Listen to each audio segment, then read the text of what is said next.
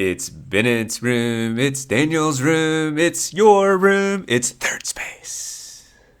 It's remarkably similar to your last intro. I don't think so. Yeah, you did a nice singing jingle intro last time. Well, not all singing jingle intros are the same, and it has to be on brand, so to speak. So that's a good point. Well, I like the whispery third space. That sounded great. It's like an ASMR little snippet for everybody. Yeah, I was going for like more mystical, sort of like all your dreams can come true in third space. ASMR for mysterious. Yeah. I find it actually not relaxing because when someone's whispering, it just feels like a horror movie, like waiting, like luring you in. Instead of calming you, it's a lure. Like, why are you talking like this? Yeah, I don't like it either. ASMR makes me uncomfortable. I think it's exaggerated its benefits. Like I get that soothing stuff is soothing. Like that's a no-brainer, right? Like so calm, gentle tone, like that obviously has an impact on how we perceive things, but only so much. Like I don't want to listen to hours. I mean, I guess I can't speak for other people's experiences, so let's see. I wanted to share an unfortunate situation with you. So, I've been relatively lucky to avoid being impacted by this whole lockdown virus thing, but finally I've had some pretty rough effects. Okay. So I'm curious. I was at the grocery store the other day, and my grocery stores around me have been pretty impacted. A lot of the stuff, the shelves are barren and everything. So the frozen vegetables have been severely affected by this. There's been a drought of frozen vegetables. I needed to get some broccoli. I usually get the steam and bag broccoli florets. Yeah. So I went, and finally this time on my trip to the grocery store, there were some bags of vegetables left, and so I was happy finally that I'll be able to buy this. And even they had some broccoli florets. I was even careful to look and make sure they were florets and not broccoli cuts, because one time I made the mistake of buying broccoli cuts, and it's like 75% stems, which is BS. So I grabbed 2 bags. They had a limit on 2 bags only, so I grabbed them. But then when I got home and I ultimately made the broccoli, it was ranch seasoned broccoli. That sounds delightful. They were out of the regular one. I thought it was regular. It wasn't colored purple or anything like ranch should be colored purple. It wasn't. It looked normal. And they're ranch seasoned. Is that the color of ranch to you? Yeah. And I don't even like ranch, so my broccoli smelled bad. Like I noticed when I was microwaving it, and I was like, something smells weird. And then it was ranch seasoned broccoli. Was it heavily seasoned? Yeah, I mean it tasted like seasoning on there. So I'm feeling the effects. I got to tell you, I'm starting to feel these effects, and this is hot. It's time for this to be over. Like the suffering is just.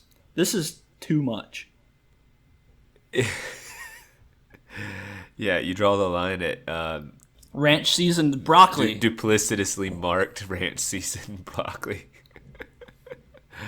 Man, there's so much wrong with your story. I know, who makes ranch seasoned broccoli? It doesn't make sense. Ranch is a great dipping sauce, a great seasoning, a delightful surprise to find on broccoli, and like, I don't know. Okay. So, yeah, just a nice. Poor Bennett. I know. I'm glad you can feel bad for me. It makes me feel better that you also feel bad. Yeah, that's why I'm here, is to feel for you, and it makes everything better. Does that make it okay? Like, would you eat a little more of the broccoli? And by the way, how bad was it? Were you willing to eat? I did eat it. Yeah, I ate it. It wasn't awful. It was just I didn't prefer it. So When you took a ranch bite is is when you realized it? Like, when did no, you realize it again? when I was microwaving and I smelled it and I was Oh, like, the this smell. this You something said that. smells weird, and it was the broccoli. I don't hate ranch. I just don't like it. I never choose it for anything. So it, mm, it's not as bad as Well, like mustard or something. If it was mustard seasoned broccoli, then that would have been a complete no go. And then I would be extra mad because if you're doing mustard seasoned broccoli, you almost have to have yellow. Color your bag or your accents on your bag yellow. And if you don't, you're doing mustard seasoned broccoli wrong. I'm almost going to regret asking this question because it's pretty painfully boring topic. But why do you conceptualize purple for ranch? I don't know really. I think doesn't like the Hidden Valley Ranch don't their It's bottles mostly have green. I have some Hidden Valley Ranch. I like Hidden Valley Ranch. It's not my favorite ranch, but it's a really decent ranch. I don't I know. don't It's think it's just purple.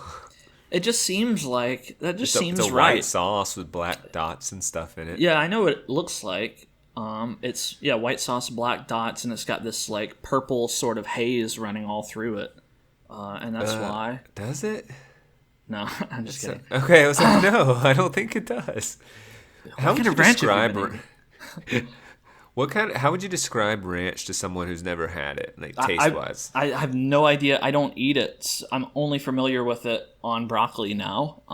So that's really all. And I don't know how I would describe that. I might Isn't go buy taste some ranch seasoning.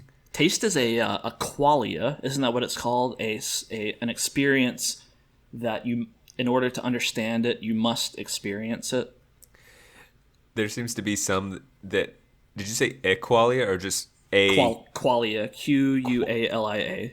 Okay. Yeah, we've had a discussion about this before, but yeah, I mean, it seems to me though you can say frog legs taste like chicken, or I could describe to you, say what maybe an elk burger might taste like without too much Right. trouble, or even if some place has an orange sauce and I say, what does that taste like? You could probably help me in a lot of ways, but if I were to have to from a baseline describe ranch, because ranch is something I would say about other sauces. Ooh, it has a ranch element to it or something, but I don't know how to describe ranch in itself. And I guess that's what qualia is. Like, I Yeah. can't, you need to go have it, and then we can talk about other things tasting ranch like. Yeah, qualia would be like, how do you describe saltiness to someone? What does saltiness taste like? Without saying, oh, it tastes like, like insert food here. Like, without being able to do that, just saying, how do you describe a taste with words to someone who doesn't have the ability to taste or has never tasted something salty, which is ridiculous, but that's kind of the idea, I think. No, it's a good point. Yeah, I don't know how I would do that. It's like describing colors to a blind person Right. who's never seen. Just like Right. kind of can't do that. Yeah, I don't know how I would describe ranch. It is kind of salty. It's not overly powerful. It's not very herby, actually. I don't know. I would have a hard time describing it, especially since there's so much broccoli mingled in. It's usually a sauce. 99% of the time, they're not talking about some sort of seasoning. So it would be Right. strange if, hey, can I get some ranch at a restaurant? And they bring me a thing of seasoning. I'd be pretty frustrated. Yeah. Do you know what ranch is? Like, where does it Like- come from? What do they put in that sauce? What is it? It's no, the whole thing's a mystery. I can't describe what it tastes like, nor do I know what it is. And I love it, and I have a close relationship with it. It's so weird. Maybe that's kind of why I'm just very suspicious of it and don't ever eat it or try it, because I don't know what it is. Like, there's no ranch fruit, there's no ranch whatever. Like, a ranch is like someone's house, someone's house on like a large piece of property or something. I'm not eating that. Hey Google, what is ranch? According to Wikipedia, ranch dressing is an American salad dressing usually made American. from buttermilk, salt, garlic, onion, mustard, herbs, and spices mixed into a sauce based on mayonnaise or another oil emulsion. Sour cream and yogurt. are Okay, sometimes okay, used in Google, thank addition you. to. I don't know how easily you could hear all of that, but I could hear it, so I mean, it sounded echoey because it's in your room. Okay, thanks, Google. Thanks, Google. Google's spying on all of our podcasts now, by the way, since you have it listening. Sorry. So I can't talk about all the crimes that you've committed. Yeah. Ooh, twist. So I was thinking we could start off this time, instead of talking about ranch broccoli, do a... Yeah, jeez. Maybe one of our worst intros. like I'm almost like, can we start over? Like, are people going to want to talk about that for 10 minutes? Anyway. Yeah. So why don't we... it's been a couple episodes, I think, since we've done Superpowers and Drawbacks. So why don't we do a Superpowers and Drawbacks? How about that? I would love to. I love Superpowers and Drawbacks. All right. We should make it a board game, and it'll take over America. Let's do that. We can put this podcast to bed and instead have a board game. All right, so this time, I think last time we ramped up the intensity to like a 5. This time, we're going back to the roots. Scaling it back. At 1, so the lowest of the low. So, here, without further ado, here are superpowers and drawbacks for this time. So the first superpower is called Never Tell Me the Odds. Okay. And this superpower is, when faced with one or more cards from a deck of cards, you can tell which ones are odd. So ace, 3, 5, 7, or 9.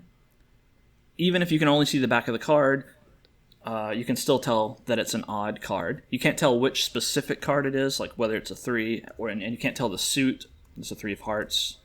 Only that it is odd, but okay. You can tell. But you can tell. Pretty minimal effect, but I can probably conjure up some reasons it would be useful. That's right. I mean, it would give you an advantage, and maybe some kind of betting or something. So, the second superpower, the alternative that you have, is called Air Guitar Hero. So for this one, at will, you can summon an invisible acoustic guitar. Only you can hear it, and it can't interact with any other object but you. And it never goes out of tune, and it never degrades or breaks or anything like that. So it truly is like playing an air guitar. Okay. Yes. Yeah. From any outside observer, it would look like you're playing an air guitar. They couldn't hear it or anything, and you can't it's weightless more or less, or does it? No, I'd probably still have to hold it, right? But you still have to hold it. The weight. I thought about that. Actually, I initially had the word weightless in there, but having weight to it probably makes it better to play. So it still has weight, but it's intangible to other people, so you can't like beat people with an invisible guitar or have them touch it or hold it or anything.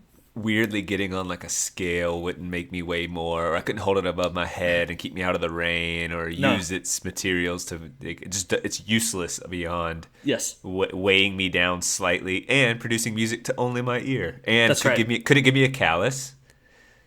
Like if I'm playing that's a good question. Is it a good question?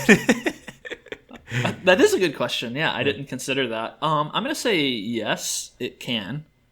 I'm gonna say yes. So if I play too much or I'm fresh, then I might bleed a little. It might hurt. It might, because I feel all the textures under my hand. Yeah, it affects your body. So actually, if you took it and bashed yourself in the head with it, that would hurt. So don't do that. If I held up to my voice to the what do you call the hole, and just yell into it, like, to me my voice is still traveling or to everyone else my voice is traveling normally, but to me it has the sort of echoey reverberance that you would expect of doing that with an actual guitar. No, only your body only interacts with your body, not with your sound waves. Okay, you draw the line. Very firm. That's too far, you idiot. Don't try getting extra advantages out of these superpowers. That might come in handy somehow. You never know when you need to yell into a guitar hole. Right, yeah, that's true. Yeah. So I can tell that you love those, but in order to choose one of those highly valuable superpowers, you're going to have to take one of these 2 drawbacks. And the first one is called Shop Till You Drop. A great old TV show, by the way. Game show. So this drawback is any grocery bag you try to use instantly disintegrates. Any shopping cart you touch, it has its wheels freeze. And trying to use any other baskets or carts for shopping also causes breakage, such that they're kind of pointless. So I have to carry all my groceries? Yes. That's Okay, pretty bad sounding to me because I like have to use grocery bags like when I go to the grocery store. Almost. What if I brought in my own? You're saying if I brought my own box or my own Yeah. Don't bag? try. Yeah, Okay. no. If you bring a thing to put your groceries in, it's not going to work. You could have Okay. someone else, carry your groceries for you or deliver them or something. But if you go to the grocery store and use a shopping bag or cart or whatever, it's just going to mess up. Okay.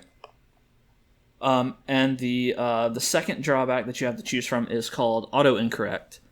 So for this one, anytime you write digitally on a device with autocorrect, the autocorrect will take one or more words per sentence and incorrect them. So if you wrote them correctly, it'll make them wrong, and you can't disable it. But after it auto incorrects it, you can go back and fix it. Just like with autocorrect, when it makes a mistake, you can go back and fix it. So.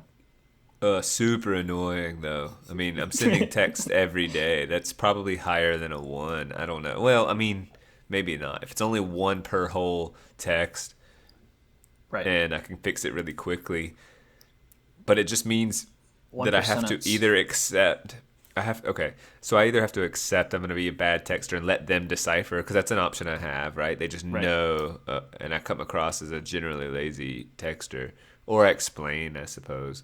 So Shut- you see, I was offered this magical situation where I had to choose a lamp super. I really wanted to shout into an acoustic guitar.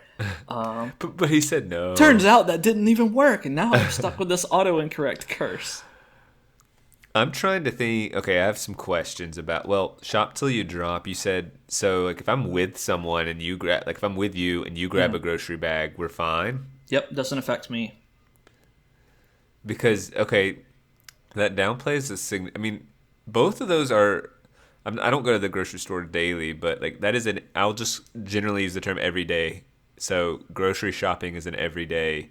It's part of my life, not an occurrence daily, but it's just part of what I accept as what I do. And so that's and texting is part of that daily life too. Never tell me the odds with the odd being able to tell the odd card number. Man, it's probably a good parlor trick. And maybe if I were a professional musician, even, I think I could maybe get somewhere with like that supernatural knowledge and a knowledge of magic. I could probably pull off a really incredible trick that other. A magician, you mean? You said musician. Did I say musician? Yeah, That's I really thought you were. funny. I thought you were about to talk about the air guitar here. I meant magician. Jeez. Yeah, a magician. Gotcha. Yeah. Other magicians would not be able to decipher. They go, "Wow, I know some of the elements of this trick, but there's no way he could know this." So I could develop some amazing trick. And the part of the trick or betting. Maybe I could get into. It could potentially be useful in poker if you see what's on the table and they're playing, suggesting they have a certain a card, and I could know what I could. You can get some real information there in poker, so that's probably the best use. Probably poker. That's where my mind goes. Yeah, poker, blackjack, some card betting game. Yeah.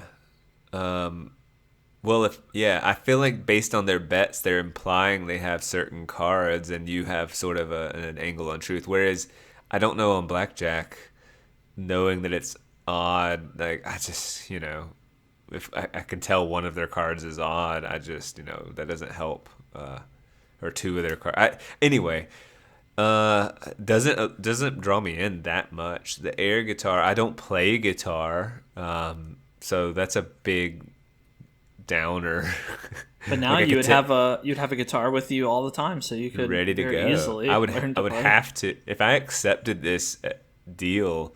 I'm going to go learn to play, and I kind of want to learn to play. So there's that allure, but it really brings up the question: why do we play guitar? How social is an instrument? How social is an instrument? Why do we want to play music? Is it just for ourselves and our own pleasure, or is there some performance aspect to it? It varies, right? Yeah, it does vary. Like when you're learning, you obviously go learn alone and you play, and then you perform for an audience. And so this would just be a great skill, I guess, like this really handy thing. I'm trying to think if there's any other utility other than, hey, I can practice guitar whenever I want easily. Other than that, I'm trying to press for any other added benefit.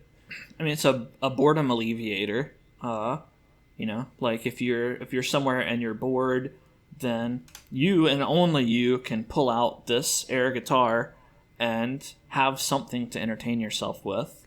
Can it scale down? So if I'm on a plane and I want to play it, am I having to sort of sorry person to the left of me while I hold the neck, Yeah, it doesn't scale down, so sorry. Yeah. But I mean, they can deal with it. Like, they'd probably be pretty accommodating if you just explain this. If you just explain the situation.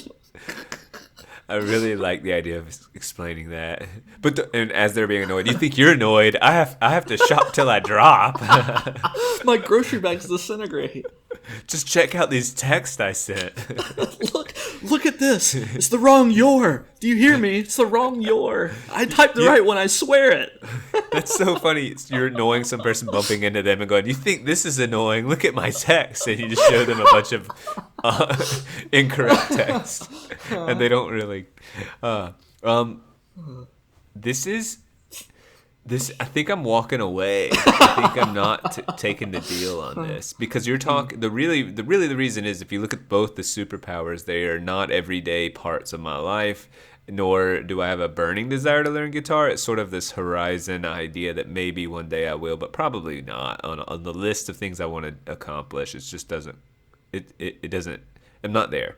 And then the other two, the drawbacks, they're both close to home and they're frequent. Now, I think you did a good job of scaling them, and compliments to the names. They're fun and kind of whimsical, and they're appropriately scaled. But for me, it's a matter of frequency, and like it's infrequent superpowers and frequent drawbacks, and so that just leads me to say, pretty safely, I'm gonna not take it. Now with you, I'm curious about your answer and reasoning because you enjoy guitar quite a bit. Right. So. Yeah, when I think about this, I think I could definitely enjoy the Air Guitar Hero power because I do play guitar. I don't play it for an audience. I play it just to have a skill that I develop. And so, like, it actually would be useful for me. I also think Never Tell Me the Odds, like, it requires investment to make it worthwhile. That's why it's a 1, because it requires you to actually, like, gamble in some form. If you want to monetize it. Get good at gambling, and then, right. Yeah. And even then the advantage isn't guaranteed. It's just slight. So, I think I could make use of it, but I don't really want to, Like, I don't want to become a gambler. I just rather not. Like, my life is okay without being a gambler. So, Air Guitar Hero definitely wins over that one. Now, do you have a moral objection, by the way, to gambling, or is it more of a... No, I don't have a moral... I mean, it's voluntary. It's a risk invest thing you don't like. Yeah, the only moral qualm I have is if the odds if there's some shadiness going on with the odds, like if the venue portrays the odds as favorable and they're really not, then that is shady. I mean, I guess they're still allowed to do that, and you're just an idiot if you fall for it. But if they obscure the methods too much, then yeah, that's a problem with them. But yeah, I don't have any inherent moral issue with gambling. I don't think, like, some people do. And what are their moral objections? I'm not sure I fully understand. You're not allowed to gamble. That's bad because you're throwing your money away. Like, but what's wrong with throwing your money away if that's what, like, I mean, I get that, like, some people will, instead of feeding their kids or properly giving them. Yeah, that's probably it. It's just that. I would say that it's probably a biblically based objection because gambling is called out as bad in the Bible, and that is probably because it's so easy to be irresponsible when gambling. That would be my guess. And so, yeah, if you can't control your impulses and you do gamble away all your money and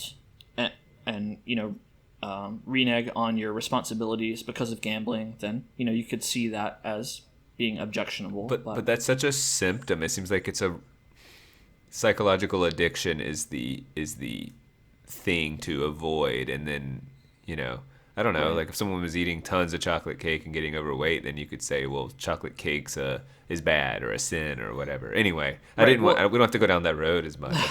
Well, I don't I guess- understand the objection.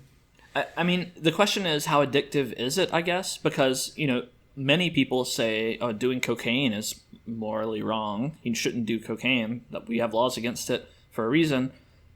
If cocaine is addictive and if gambling is addictive, then does the moral objection come from the same place? Maybe. I don't know. Yeah, I mean, I think part of lawmaking is saying like a cocaine could destroy a community or maybe and maybe betting can too, maybe gambling Yeah. can too. Yeah. So, anyway, like that's that for the betting. For shop till you drop, that's annoying. I don't usually buy a lot of groceries at one time. I might be able to. I wouldn't be inconvenienced that much if I just had to carry stuff in my arms. It would be inconvenient, like for sure. But I don't usually buy more than 5 or 6 items at a time. Sometimes I do, in which case I might have to make 2 trips or something. But that's inconvenient. I don't know. For autoincorrect, that's annoying. I'm kind of a grammar Nazi, and so I would really hate it messing me up. But I also text very little. So I was about to say, how many texts a week would you ballpark? I mean, very few. Like, depending on my circumstances, oftentimes under 10, sometimes under 5. Like, I just don't text much. So that's an easy one almost to take. Go ahead and take it. Like if it's that little of an inconvenience. But the way I wrote it, anytime you write digitally on a device with autocorrect, some computer programs have autocorrect. Like when I write emails and stuff. True. And in Microsoft Word and stuff, it autocorrects. And if that's You're the right. case, that would be annoying. But Every sentence is big. But I can fix them. So, like, it's still annoying, but I could fix it. How annoying is it? They're both annoying. Whoever made these did a good job at making them annoying. I'm really borderline on taking Air Guitar Hero and one of these, or just walking away. You know what? You only live once, so I'm gonna take Air Guitar Hero and shop till you drop. I think I can manage. You only YOLO once, so you only YOLO once. Yeah, no, So, and I'm you would just doing have it. to amend your shopping a little more. Like maybe instead of let's say you go to the grocery store once a week, you might now go 1.25 a week, right. Or I could or just be a do, little like, more uncomfortable holding your arms. Or I could do the curbside, like grocery delivery or something, and have them just put it in my car directly. Yeah. And, as the future approaches, we're going to be getting hover groceries and hover grocery stores and stuff. Yeah. And I'm not going to have to deal with carts and bags and stuff anyway. So, Deliver it to your hover apartment. And, yeah. So in 50 years' time, I'll be getting hover groceries in my hover apartment, and I'll still be playing air guitar, like in that time, and I'll be happy, and everything will be good. I will have made the right decision. Does And your you, guitar- meanwhile, you will be just living a normal old life. Wait a second. I forgot to ask. Does the guitar stay tuned? Like, how do you tune it? Could you get a tuner? Like, how do you? I actually considered that. It never goes out of tune, meaning however you set the tuning pegs, it stays that way. Like it does. You don't have to fiddle with it that much to tune. But if you do want to change the tuning, because oftentimes you do want to change it to drop D or something like that, you can change with the tuning pegs.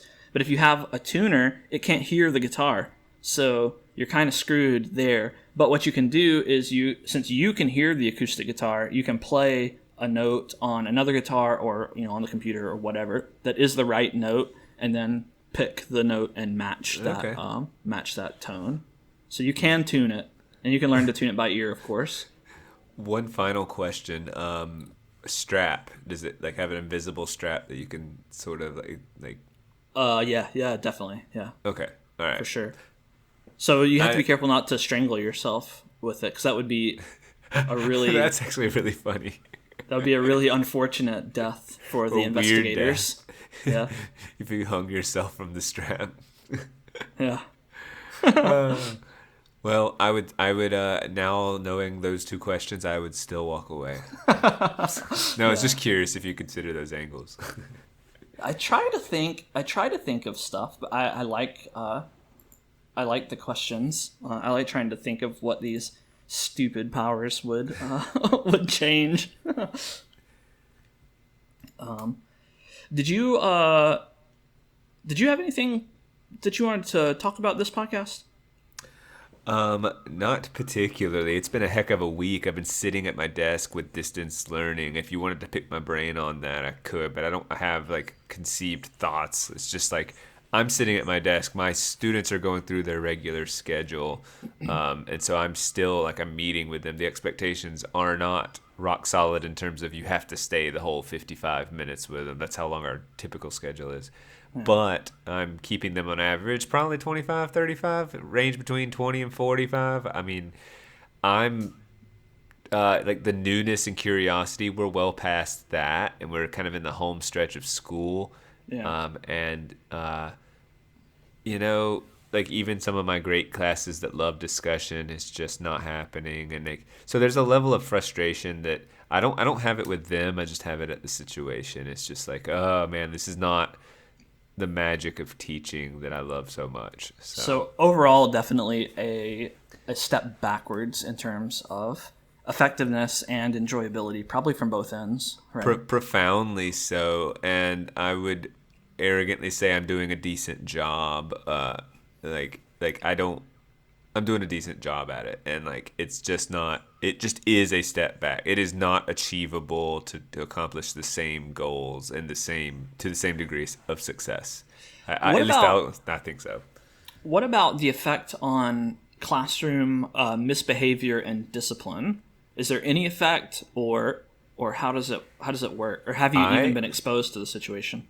So every teacher, every group has its like knuckleheads and people who goof off a little bit, and so I was more curious, how are dynamics going to be impacted, including discipline? So let's say, are my quiet kids maybe going to feel more comfortable in this? You can take this sort of digital blanket, or you can hide behind it. So maybe it's easier to participate. You don't feel quite as vulnerable. You feel more comfortable in your own environment. So would they participate more? Would my louder, more social kids not feel the connection and participate less? These were all giant question marks that can only be answered experientially. And the answer is almost no surprises. Almost no surprises. I have a few quieter kids who are not very quiet. They're just kind of quiet, and they're super conscientious. And so what's happened is when there's a diffusion of responsibility, that's really increased. Like no one feels they have to participate. They're all on mute is the standard, right? That's standard Zoom practice. The teacher's not on mute. And then it's, all right, let's get this discussion started. And I toss a question out there. Well, now the access to participation is greater, and so they do not feel the need here at the end of the year. I mean, we're also talking about second semester seniors who are being robbed of a lot of experiences they wanted, and so they're kind of just ticked off, not at me, but just like, no, I'm not gonna like pretend this is a super engaging discussion while I'm sitting on my computer, reading this pretty heady piece you just had us do. You know what I'm saying? Like, so I'm not mad at them. So back to discipline, one kid today, he was just kind of a class clown. He's like shooting, he was standing up and started to throw away something. So he's shooting like paper balls into a basket, a trash can kind of thing. And so I made a joke about, are you really doing that? And then he came back and then he did it again. And so I'm sort of at a lot, like teachers, we're vulnerable. Like, what can you do? So I just said that, hey, I'm going to kick you out next time. And I changed my tone completely. Like, it was a weird, classes like, you can feel that moment. Like, hey, not screwing around. And then he was fine. That is the most trouble. This is a testament to my kids. They're great. My students, like, they're fantastic. And my troubles have been just them sort of frustrated at the situation, maybe not doing an assignment, these sorts of things, but not some sort of active rebellion where they're screwing around or playing pranks or being aggressive jerks to me. I haven't gotten any of that. It's more just like apathy, pure and utter apathy, which I'm empathetic toward, honestly. Assuming that this sort of environment is the future, which is a big assumption, then like what would be, you teach in, like you say, you have a really great set of students, so you don't have that many discipline problems, but in a classroom that does have discipline problems, misbehaving students, a bad teacher, whatever, what's the worst, like in a real in-person classroom, the worst thing that a student can do is like get in a fight, it's pretty bad. Yeah. In this digital space, you can't get in a fight. That's obviously impossible. What's the worst thing that a student could do to interrupt class? So I can mute their mics, but they are welcome to unmute them. If you have someone who's didn't appropriately set their classroom, this would be foolish, but I have it set to I'm the only one who can share the screen. And so early on, people didn't know that you had to put that as a setting. So I heard stories of like kids putting on like the racist stuff, porn stuff, whatever, just offensive stuff here, like images, violence stuff. But that's a pretty quick fix and is easy to rectify. So with properly contained classrooms, the most you would do is maybe curse, like take yourself off mute and just keep cursing and yelling at. And then, by the way, I can kick you out, and once I've kicked you out of the classroom or a session, they cannot come back in. So, I mean, honestly, it's not like they would get away with it for more than a couple of seconds, right? And say, hey, what are you doing? Okay, I'm kicking you out. And then, so really, it's funny, like I'm vulnerable to their misbehavior if they wanted to try and what though? Like, like a text or something, like, okay, I mean, so what? Like it seems like it dampens both the opportunity to misbehave and the opportunity to respond to misbehavior. Like everything is just kind of dampened.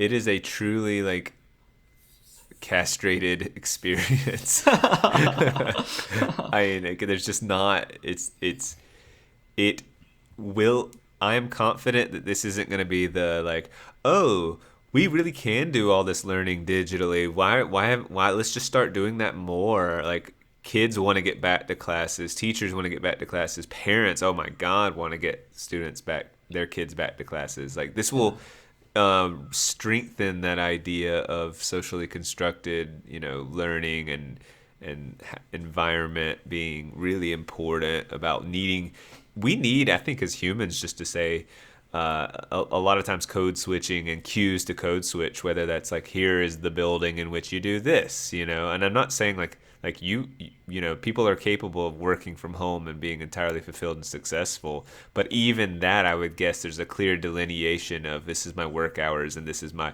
like a disciplined adult can say these are my work hours and these are my play hours. Kids need sort of external guidance in that. So what you're telling me is the future will not be virtual school from home. It will be a robot teacher in the classroom so that everyone can come together and listen to the robot teacher. Got it. Yes, yeah, that's exactly what I'm saying. I'll also say something else that surprised me a little bit. I thought digital tools, like we have something called Membean, and there's like for vocabulary, and there's IXL for a lot. There's just all sorts of, as you can imagine, sort of like outsourced vocab and grammar, and math has, like Khan Academy and lots of different areas and lots of different, there's obviously tons of that stuff. So what I thought would be easy, since like IXL does this grammar stuff, and I can go check on while they're doing it in real time. Like, so I can say, like, today will be an IXL day. This would be perfect for distance learning. It's already something they know. It's designed to, it's very familiar. It actually feels no different. But I'll tell you, surprisingly, it's a miserable experience. Like, because I was able to gamify it in person and say who gets the highest score, and then also if you have any questions about grammar, I'll answer. You know, they'll go, "Why did I get this wrong?" And having me come over as a teacher and talk it through with them, they were willing to ask, "Why did I get this wrong?" Because honestly, IXL already tells you why, but it gives you, as you can imagine, this sort of like way too much information. It kind of gives you a generic, here's the 15-page scroll through answer of why you got this wrong, and kids don't want that. They just want to like talk through it with you. And so when you do that combined with the gamifying of it, like that, kids were perfectly willing to do it. But the day I did it on distance learning, they just were like, it's just strange. It was odd. They didn't like it. I didn't like it because I wasn't interacting in any way. So basically my point is, I think possibly these digital tools are weirdly better in person than they are apart. Some of them anyway. Yeah, you can't overestimate or overstate the value of being taught. Actually, having someone lead you to a conclusion. It's different from figuring out an answer yourself. Like even when you're trying to research the answer to a relatively specific problem. If you pull up a Wikipedia article or something, there's still a lot of scrolling and scanning and honing in on what you need to find your answer. Whereas a knowledgeable person with the ability to understand what you're missing and tell you that is really valuable. They can see what you understand and what you don't understand and quickly lead you directly to the answer that you need. Whereas something self-directed or something digital can't do that yet. But the robots of the future will be able to. I think the truth is in the pudding, as they say. When you look at who when you have a problem to solve, you don't want to turn to a manual. Like, geez, that's like honestly one of my last. I would turn to an expert that I know, and I'd also maybe turn to YouTube before I would go trying to search through a manual. Gosh, anyway. And YouTube is like, a person who probably has a similar problem going, oh, this is what happened with me, and here, this is what I did, and you can see it, and there's the visual elements. Anyway. So I have a topic that I want to talk about that I think is going to be fun. So cool. I'm excited. Oftentimes, we talk about these lame superpowers and drawbacks, and I think even in an early podcast episode, we talked about one of my real life drawbacks. Do you remember? It was estimating how quickly water evaporates. Yes. So probably a 1, maybe a 2. It can be pretty rough sometimes, but probably a 1. But do you know? I'm sure we've talked about this lots off the podcast. But do you know? I have another one that I would put in a similar category. Do you know what that drawback might be? I bet I do. Go for it. Okay, you fog up windows too easily. Oh, no. That's a superpower. That's a superpower. Oh, okay. This is a drawback. That's obviously a superpower. Can I get a hint, maybe? So it comes into play. Oh, accents. Yes. Reading accents. You're terrible at reading. Like even to me, hilariously easy accents to read. He'll just be, "What did the guy say?" And I find it very funny. That's right. So that's kind of, I've convinced myself that that's a weakness that I have. One of my only flaws is that I'm really bad at understanding people with an accent. Even when I watch something like An Idiot Abroad with Ricky Gervais and Carl Pilkington, or The British Office, like even British accents, I have a hard time understanding. Like I understand some fraction of what they're saying and then have to piece it together with context clues. Just to be clear, it's not about like non-native English speakers. It is this too, but like it's not about them saying things with a thick accent because they haven't fully mastered the language. We're talking about just, an English accent can really throw you for a loop. It's basically, if it's not standard American English almost. It will really throw you. Like surprisingly, like you're a smart guy and you're not like ignorant and stuff like that. So it's just funny to see you struggle so much through just some basic accents to me. Right. Yeah. I mean, I used to. It's even worse when I can't see who's speaking. Like if I can't see their mouth, because surprisingly, I think at least for me, and I would guess for everyone, you subconsciously lip read a little bit. Like it informs your understanding of what someone is saying. And so when I can't see who's speaking, I have extra trouble. Like at a previous job I had, I used to regularly have to talk to an Indian guy with a strong Indian accent, and that was just horrible. Like there were times when I would have to ask him to repeat something 4 times, 5 times, and it's just like, when you get to that third time, you just sigh and you're like, look, I'm sorry. Can you just say it one more time? And then, and you can't. And it's just hard to figure out. Wait, so do you feel like you improved after getting to know? I did like improve. You're buddies with him, but yeah. So the familiarity of it, like. Yeah, I mean, we got along, and he was a really nice guy, and like, I mean, he was probably annoyed at first, but I did get better at it. So it's not that I'm hopeless. I can get better with exposure, but yeah, it's hard. But this is all. Like, I think maybe you are playing a lifelong prank on me, and I'm actually not that abnormally bad at understanding accents. In fact, I think that maybe you're just as bad at understanding accents. I'm a little nervous because I'm not. I mean, we've all experienced. I've heard accents and gone, oh man, I missed a lot of that. Like we've all had that experience. So I just would think I'm average. It would be my guess. Like not special. But I've been watching movies with you where like a guy will go, the book is for sale, and you'll throw your hands up and go, go go go go. I have no idea what that guy said, and it's so funny. I'm like, and I really have had trouble discerning whether you're joking because like, and I'm not joking. I'll rewind it and he'll just go, the book is for sale, and you'll go, and I'm like, why is this? It's such a strange moment for me to sort through and go like, he's not kidding, like he can't hear it. I don't know. So okay. Well, we are going to put this to the test. All right. Or at least we're going to put your comprehension of accents to the test. It'd be so much better to do it with you, but okay. We can try that I can be in a the future. baseline for what I hope is very normal. Like right.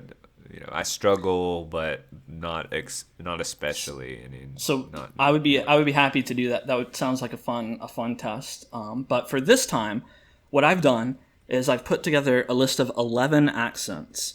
And over the past couple weeks, for each one, I found someone with this accent, and I had him record a short 1 to 2 minute message for us.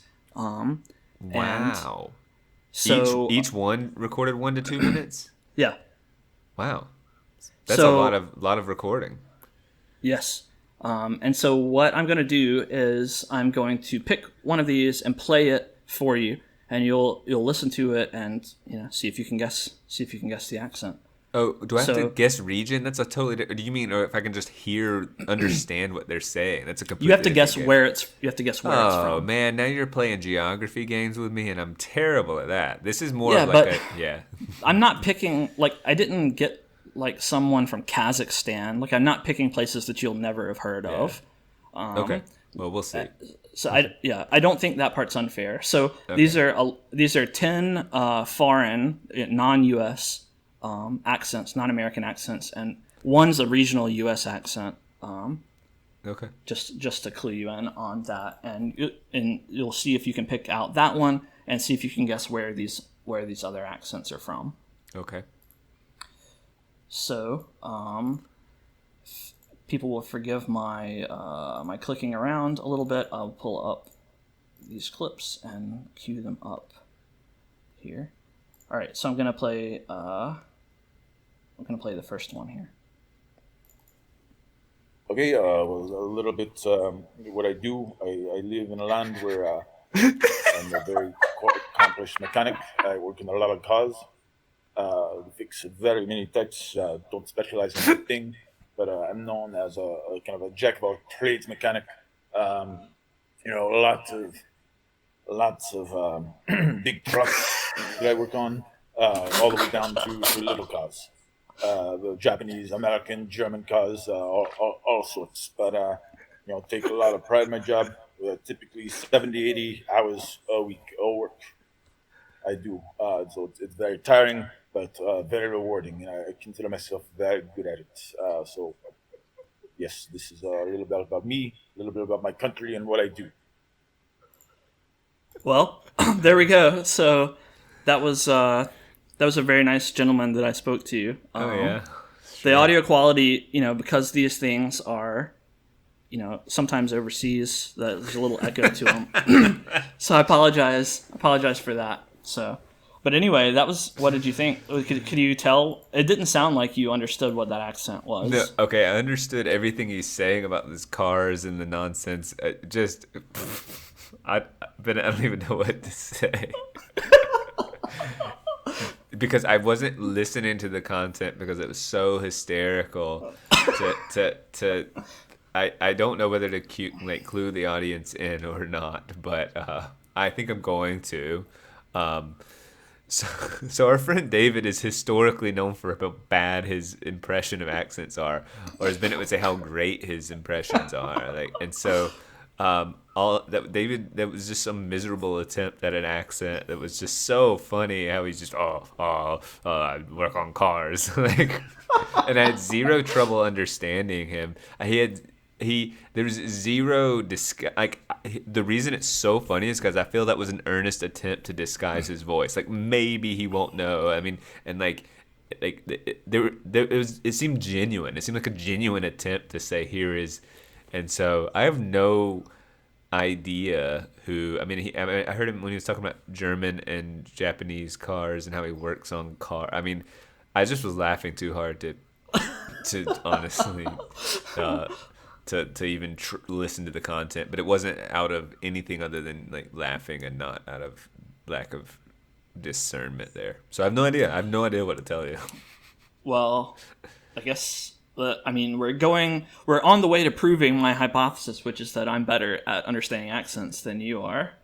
So you couldn't even tell that was obviously a German accent. Oh yeah, okay. From a German? Seriously? There's nothing German. He didn't do any guttural. He didn't do anything like that. And I'm no king of accents, so I'm one to talk, right? But that was so bad. God, that's so funny. It's so freaking funny that he's trying to do a German accent, and that was his. Oh, so funny. Okay, hit me with another one, please. All right, so that was a nice German gentleman. So for this other one, you didn't get that one right. So that's you're zero for 11 so far. Okay, that's not how it works. Here comes the next one. Good afternoon, friend. My chance to tell you a little bit about myself, my country. See if you can detect the accent. And I'll tell you a good story that I feel like is very befitting of my country. So I worked as a sled dog racer. And, as a sled dog racer, it's multifaceted. Many people think that it's just whipping dogs into shape, but it is much more than that. There's a lot more nuance. There's a lot more skill. It is toughness.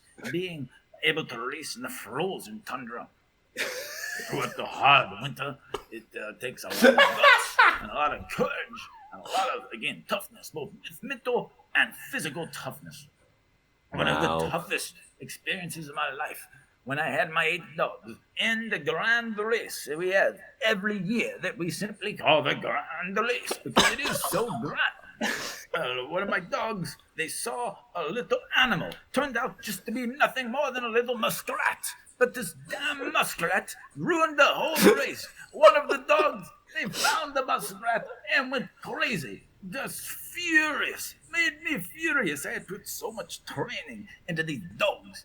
And these dogs do not need the skin. Okay, there's some accent Muskrats there. are everywhere. I don't know still to this day why this one dog was so fixated on this muskrat. But moral of the story, he's so is this damn long-winded. dog chased the muskrat off into the woods. I never saw that dog again. If I found a dog, I would have shot him. And I normally don't do that to my dog because I love my dog. However, when my dogs disrespect me and they don't take my endeavors seriously, then it's bye-bye dogs. I'm still in the dog sledding race business. And thankfully, no more mishaps have occurred since then. But that's a little bit. Thought you would find that story interesting because again, a lot of Americans don't understand the problems with muskrats and the dogs and all the nuances that go into dog sled racing. But again, hopefully you found this insightful, and thank you very much. Well, super insightful. Yeah. So that's, one thing that I really appreciated talking to all of these foreign people. I learned a little something about their culture as well, which I really, I found that gratifying. Yeah, man. Bye-bye dogs. So, I mean, just there's really no discernment. I hope we can see how his accent's like. Maybe he did a different tone and a different character, but his accents really, really aren't that different. Like his very initial sounds, I'm like, okay, this is Italian because he's like, oh yeah, and then and I think he went Russian hard with it, and there were points where I think I acknowledged it. I was like, okay, he's giving me, other than saying like frozen tundra, like, and saying things that like Russia might have, but his accent didn't lead me to it. I'll tell you that. So what do you think that one was? I'm gonna say Russian. Ah, you got it right. Yeah, I'm 1 for 11. But that one was super easy for me, and it was pretty hard for you. So, oh, was it? So, yeah. So you're still pretty far behind there. All right. So I'm gonna do the next one. Well, hello there, friend. Thank you for having me on your show. So yeah, a little bit about myself. I came to the United States like 9 or 10 years ago. Got a job at what apparently is your favorite restaurant, Chick-fil-A, and we really work hard, and it's a lot of good work. I got a lot of good made all my friends, and a little in terms of stereotypes. I guess the one thing that maybe does kind of bother me sometimes. Chick-fil-A has this great reputation for being this very fast, great quality fast food restaurant. There are a lot of I appreciate all races, and I don't want to get into careful. What is he getting Careful. at? This podcast, but this a lot of things that often go overlooked is why Chick-fil-A is so fast. If you look back in the kitchens, everybody back there is not the type of people that you see in the front. If you know what I mean. It's a lot of really people back in the kitchen that are really the ones able to the world record. This is when his long-windedness my is painful. Chick-fil-A has actually the world record for fastest Chick-fil-A sandwich combo order. 21 seconds. From time that it was put in to time that it was put in the bag. 21 seconds. And we take a lot of great pride in there. There's actually a plaque in the wall, on our wall. It says state record. Fastest chicken sandwich combo, 21 seconds. And that's not, again, the people, the pretty ladies in the front, they're great. But they're not the ones back there in the back cooking the chicken sandwiches. Anyway, I get off on a tangent. So sorry about that, but that's each day in the back of my mind. I shoot for that 21-second goal. Say, one day, maybe that's possible to break. Love my time in the USA. I'm happy to be on your show, and happy to provide a little bit more info on my country and my accent, and hope your friend can get it. I like how he drops the accent typically at some point he drops accent in every one of these. Well, I heard a little bit of accent in there sometimes. Oh yeah, definitely. He's definitely putting an accent, the same sort of just a like sort of yeah. He does sort of a Borat-ish accent for all of his accents. Borat makes his way heavily into the piece. But I'm gonna say he was doing a Mexican accent. All right, very good. Yeah. You got it right. I just that's how he chose. That was so ridiculous. Yeah, Mexican. I heard a little bit of Mexican in there, but then again, I'm just apparently not that bad at understanding accents because Yeah. I was able to parse that one relatively You can really easily. decode things. Yeah. So far I'm vindicated. All right, here comes the next one. Hello there, friend. Yes, so this is It's all the same. my opportunity to tell you a little bit about my country, for you to hear my accents, and hopefully your friend is a capable guesser. We're not the only ones, I hope. Again, we have a very distinct accent. We get mixed up. It's very distinct. It's very By distinct. accents. Yeah. But I think a lot of great pride in where we come from. We're one of the oldest countries in the world. Lots of beautiful scenery, and it's a really a great place to live. And one we are not known for It's our not food, helping. but we are. I work in a kitchen as a cook. And I take a lot of great pride in some of the culinary achievements that we are working to on. And on that end, I get to hear a lot of back and forth, a lot of chatter in the kitchen. So that's like in your message. I think that's why I'm highly qualified to really delve into the accents. What makes my accent unique is also kind of what makes my country unique. So any other questions that I can entertain and help illustrate the difference with the accents. I would be welcome to have another formal sit down with you. Yes, that is what I have to tell you about my country. And I have to get back to my cooking. Get back to my what? Cooking. So, You didn't understand that because it was accented, but he said cooking. That wasn't. by the way. Yeah. Okay. So guess we found out who's better at this one. So what do you think about that one? I mean, I just thought he would have gone "Mamma mia" if it were Italian, but I still think it's Italian. It could be Greek, but I'm gonna go with Italian. Wrong. Okay. Incorrect. I have no idea. I mean, it just sounded Italian-ish, and I don't. What is it? Scottish. No, it's not. Yeah, that one's Scottish. You're being serious? That was Yeah, just I'm being Scottish. serious. That's Scottish. Okay, I was way off. I just guess I don't know my accents, man. Seriously, God, I'm that's- serious. Yeah, that was that one was Under Scottish. okay. The cooking clue, I don't know. Okay. Yeah, that one was hard. I think that one. Yeah. That gentleman that I spoke to, I think he had already moved to the United States or something. And Maybe you it got know, all kind of an amalgam mesh of his. I don't know. Yeah. Okay. Right, yeah, Okay. so- Hit me with another one. There All really right, are 11 of these. Yes. Here we go. Hello. So I commuted here about 2 years ago. I'm a aspiring painter, doing a lot of work for schools and companies. And Okay, I hear moving to him the United trying. States, naturally, I wanted to get a different kind of painting of the Statue of Liberty.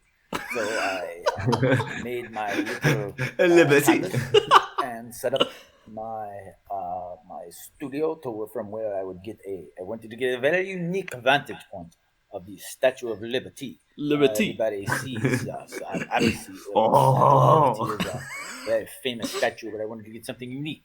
I'm a small little neighborhood that was off to the west side of New York, to where not many photographs or paintings of the Statue of Liberty come from. Thought that I had the perfect Liberty. He changed it. perfect place to get a truly unique painting at the Statue of Liberty.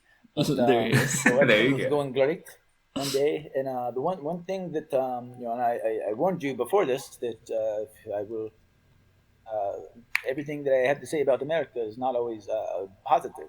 The biggest disruption for my painting every day the schoolboys would just come up to me and start wanting to talk to me. And I did not understand because where I come from and what I'm used to, it's not normal for you just to walk up to somebody on the street when they are clearly in the middle of doing their job. However, these number of schoolboys are very rude, Schoolboys. very obnoxious, throwing things at me, wanting to talk to me. What? While I Equivalent painted. bad things. Still, to be honest, quite shocked that they would throw things at me and want to talk to me. My painting is almost done. If you are interested, I can share it with you when we are done with this podcast. But yes, that's a little bit about me, a little bit about my work, and Oh, I guess not going to say goodbye. Good for him. I could tell it was French, sort of. Yep, that's right. That's correct. Liberty? That's not French. But he did have a little... There was some inflection in there, here and there. Like... Yes. No, That- but that had a different... I mean, he still had the Borat or whatever it is that he inserts into everything, but then he would say... Oh, I guess he didn't do any of those. He didn't go wee or talk about bread or mimes or anything. Yeah, but it see, stands for I always liberty. I always thought that I would hear some ho-ho-hos or this and that, but apparently French people don't actually speak like that because this guy from France did not And now we know. speak that way. So that's apparently just a stereotype. All right, I'm 2 for 4. I'm doing okay. Yeah, Is it 4? You've gotten Russian, Mexican, and French now. Oh, yeah. So 3 you're for 5. 3 for 5. So, all right, here we go. Next one. oh, g'day, mate. One thing I can tell you about my country is that a lot of people from America have like a misconception about what it's like here. Jesus, You know, bad. it's living in such a remote Take me to the area of outback. the world. It's, I know, right? we have a lot of great times down here. We have a lot of parties. We have a lot of rages. And, it's the Americans, they don't quite always get that. They hear our accents. They think that, we're just full of a bunch of crazy deserts and crazy animals and crocodiles and all things of that nature. But no, we're really not that different than, just your average Joe. So...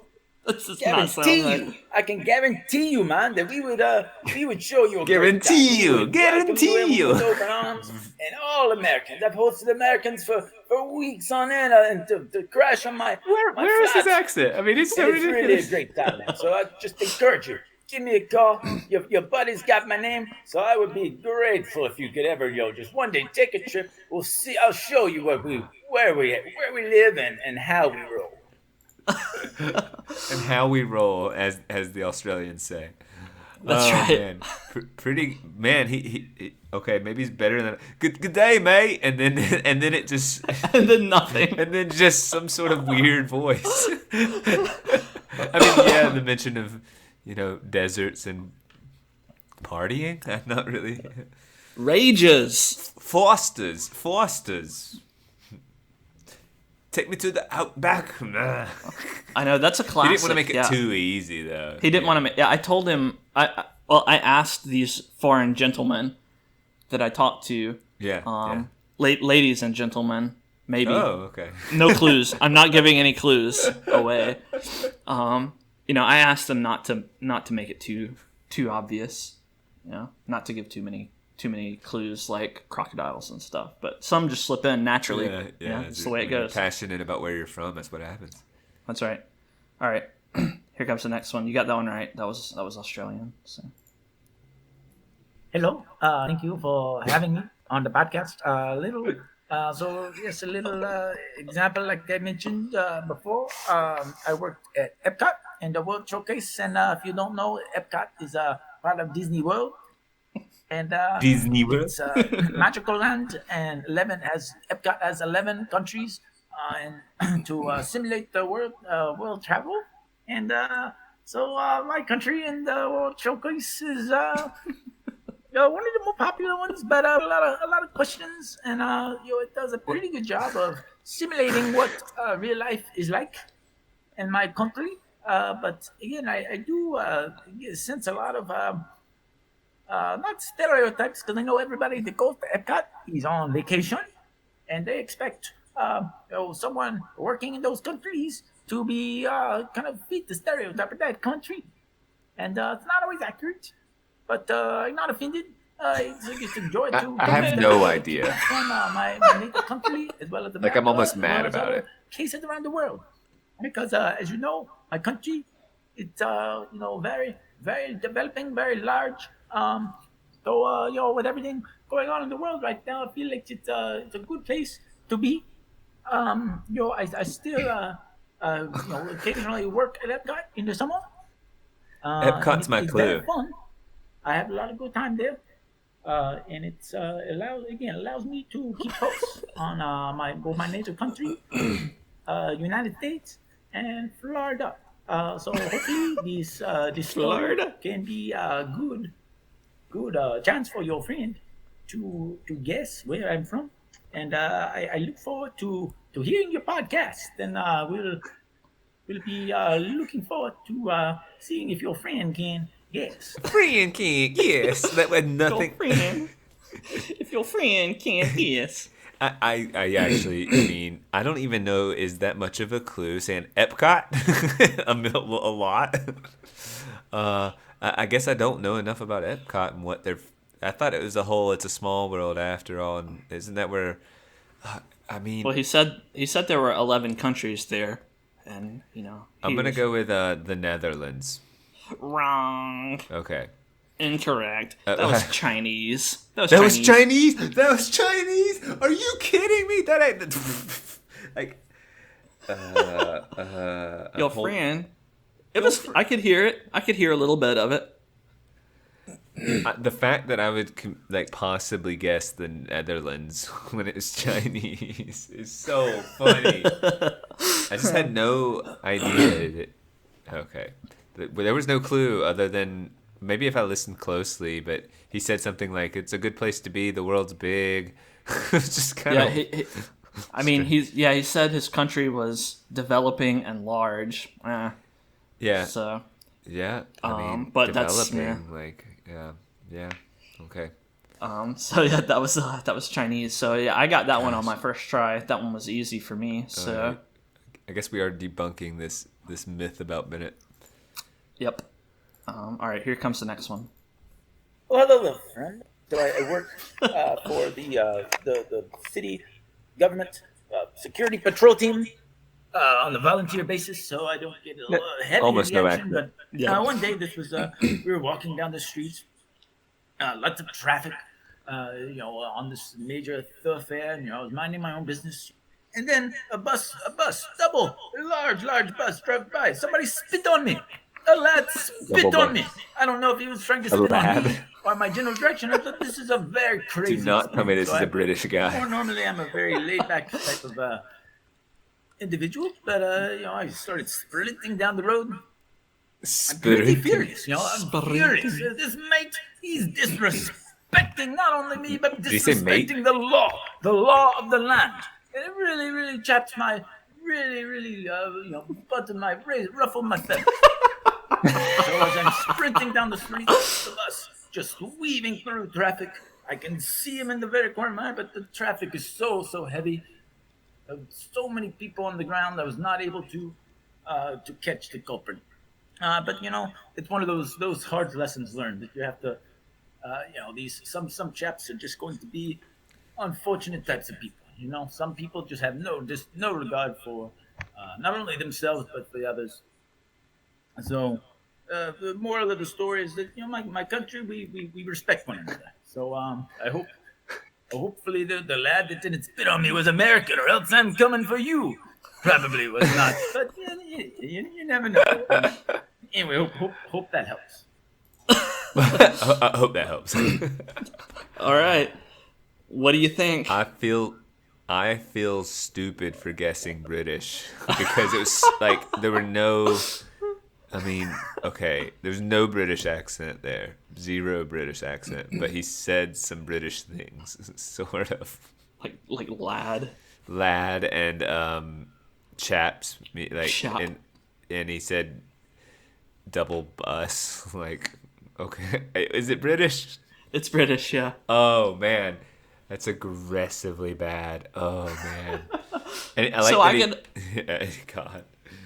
Go ahead. I could understand it. So that Yeah, I mean, there's that almost sounded no accent. Maybe he thought it sounded basically like Ricky Gervais. It sounded like yeah. almost identical. I'd like to play that for somebody and say, guess this accent, like other than me, and just really funny. Yeah. Yeah, that one's British. So Oh my god, I can't. Lad. So yeah, but keep in mind that Britain has a lot of different accents, all over it. Like they have a northern accent and like the Cockney accent and the more refined ones. So that was just this person, this British guy. What's that play Pygmalion where he says he can like tell you within several blocks radius he's a master of accents? I'd like to have him, Yeah. All right, here comes the next one. All right, there, Bennett. Yeah, so I just wanted to say a few things. There's been a few things that I've noticed since I moved. He's to the West aggressive. Coast. He must be a Yankee. I'm not from there, so I'm gonna let you guess my accent. But I just got a few things to say based on a few conversations. I hear that you guys took a trip out there a couple of years ago in college, and I gotta say, man, some of the things that you told me about just makes me just roll my eyes, makes me really sick, makes me really want to just get in a rumble. Some of the college folks that come out here is starting to cause trouble. I mean, throwing shrimp in a kitchen. Are you kidding me? I would fuck somebody up, man. I mean, that is language. Not cool. Yeah. You got to remember that not only is that shrimp expensive, but there are people back there that got to clean up all that shit. Language. I can't imagine the hell that Friday in the street after that happened. And some of the things that you guys told me about there. Oh yeah, people go to Vegas and y'all all crazy, but grow up, man. I knew you guys were probably young. Hopefully you matured by then. But some of the things that I see people do in Vegas, it's just man, it just makes me sick, But I get people are having fun. I get people want to let loose and go all crazy in Vegas. But man, I gotta tell you, so. That's just a little bit of ranting and raving from me. Probably pretty obvious where my accents come from. It's actually not. Is the problem? Take it easy. Take it easy. It's funny because I don't even remember where we were with the great shrimp incident, which is another story for another time. So that's actually not. I mean, I was just thinking, oh, we've been to Chicago, and he's doing sort of a rough and tough. I don't know. It's not New York. It's not a Yankee thing. So I'm just gonna say Chicago. So you think this is the U.S. one? I think this is the U.S. one. Yeah. Well, you're right that it's the U.S. one. You're And wrong it's not on Chicago, yeah. You're wrong on Chicago. So where, do you want where to is take that a follow region? up? I do not. It's it's New York. It is New York. You're right. Oh my god. You were right within the first few seconds. He is the Yankee. So that means anyone listening from New York, they probably understood that very clearly. Yeah, all the elements, all the nuance. Right. They could probably tell where in New York too. Yeah, probably from the Bronx. Probably from the 5 boroughs, from like the 4th one or something. 2nd or 3rd, 4th maybe. Yeah. All right, here comes the next to last one. See if you can get this one. Hello. Yes. I love the openings every To the time. United they're like States just Borat. about 3 months ago, right when all this crazy stuff was really ramping up. So I haven't really gotten a good taste of what it's like to be an American yet. But everybody's very friendly, very An American. welcoming. There's not that many people from my country that are in the United States in the same situation that I have. But I've had I got a good apartment. I can play play my drums, play my musical instruments, and you'll still find some good food on the streets. And it's been like everybody in the world, it's been it's just it's a hard time to really compare what's like coming from my homeland, my home country. But it's just over the hips, it's a hop, skip, and a jump away. So I'll be back. I'll be back before you know it. And I appreciate you letting me be on your show.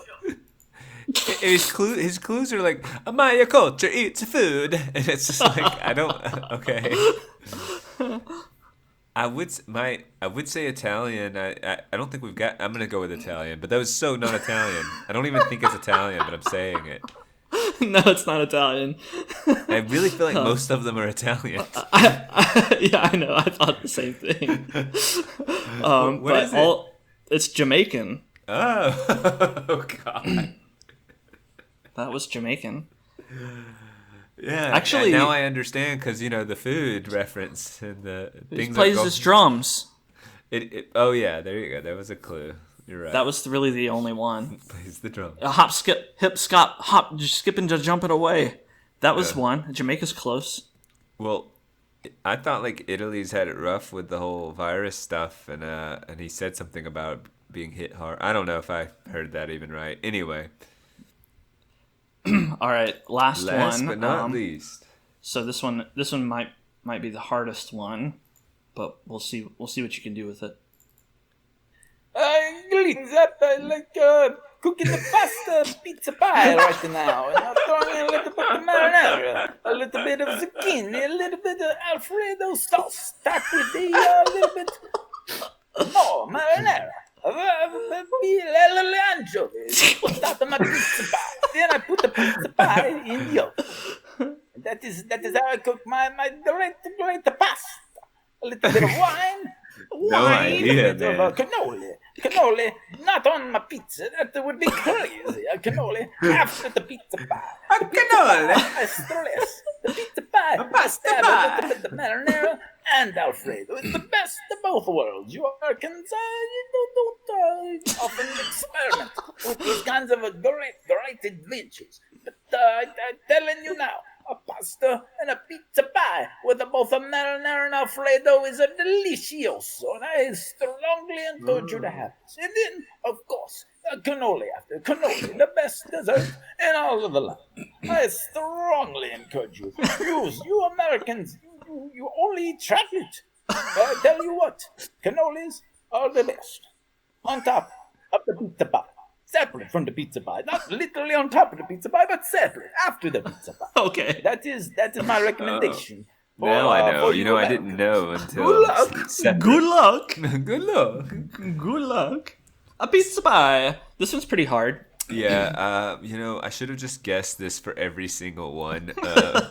And I think I did guess it for two. So Yeah. The third time's the charm. Is it Italian? It is Italian. That one's right. You got it.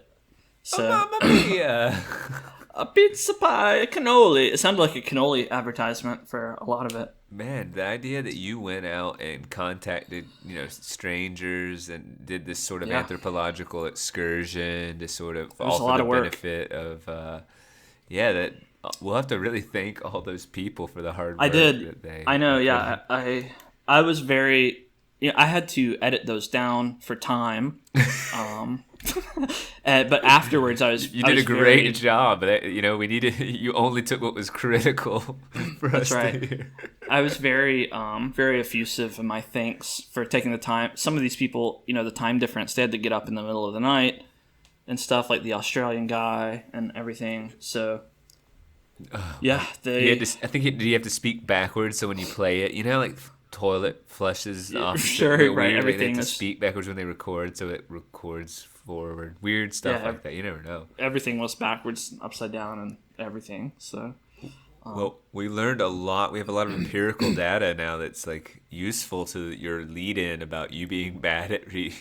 That's right. Exactly right. So I performed really well on this. I actually, when I tally this up, 1, 2, 3, 4, I got 11 out of 11. Oh, okay. And I think you got 1, 2, 3, 4, 5. You got 5 out of I might have 11. gotten So more than that. I'm more than twice as good at understanding accents as you are. Empirically by the science. Science is said, science is spoken, and I can't argue with science or hard, raw data. That's right. Yep. So that is is said and done. So yeah, my that was mostly free form from David. That was really enjoyable. I have no idea if it was enjoyable to anyone other than us, but I love that. I love that. Yeah, maybe not. I don't know. David is my favorite person, so you have no idea. Like, I actually shed tears when I can actually imagine that when listening to it, like having to struggle not to laugh and interrupt the recording of it. Oh, so funny. I was laughing extremely hard, and also I didn't keep the outtakes, but we actually had to do multiple takes on some because like he would say, "G'day, mate, I'm here in Australia," and like you just kept saying where he's from. a couple times, and he was like, "Oh yes, I forgot," and did it. But pretty he did, inventive, all the different accents and stories and stuff going on. Yeah, the stories, he came up with the story. For some of them, I gave him a seed, like, oh, maybe you're a London police officer, and he came up with everything. My favorite, I loved the dog sledding, muskrats, and I loved the You said muskrats boys, quite a bit, yeah. The boys throwing things at him when he was a painter, painting the Statue of Liberty. Liberty. He really held on to that. So I would, I would actually really enjoy having David and a real French person say the same words. Oh, you could probably find accents. Just have him read the sentence. It could be short. That like it doesn't have to be 20 minutes worth of content. It could just actually, believe it or not, before even contacting David for this, I looked up example accent videos for all of these and sent them over so he could prepare and really digest the accent and be able to replicate it accurately. I do not believe that. That's true. That's absolutely true. I sent the videos over so that he could listen to it and get it in his head. So, but the videos, it wouldn't be good enough to just have him speaking the same thing from the videos. It was surprisingly hard to find example videos for all of the accents. I would have thought that would have been like exceedingly simple. Yeah, you would think so, but it actually wasn't, because as soon as you search for something like Italian accent, then it's like YouTube videos for how to replicate an Italian accent, and that's not good enough. I want a native Italian speaking English as their second language. So it was kind of tricky. Yeah. Well, I appreciated all the effort that went into that. Like, yes, really. Thank funny, you. Really ridiculous. Thank you to David and to all of our foreign guests and the one New York Yankee guest. Absolutely. For contributing. I enjoyed it. So. Also, one other shout out we have to make is to your student who made the art for our new big shout out to Nico for the amazing new artwork we have and he really, for the podcast, we wanted something professional looking, and he really delivered, and we got really nitpicky too because it was so awesome. We felt comfortable saying, hey, and there was a lot of exchanges, and he's just worked really hard on it. I thought it was amazing. So thank you, Nico. Really, seriously.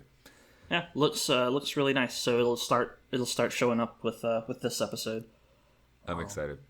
And that's it. All right. Well, until next time. Stuff.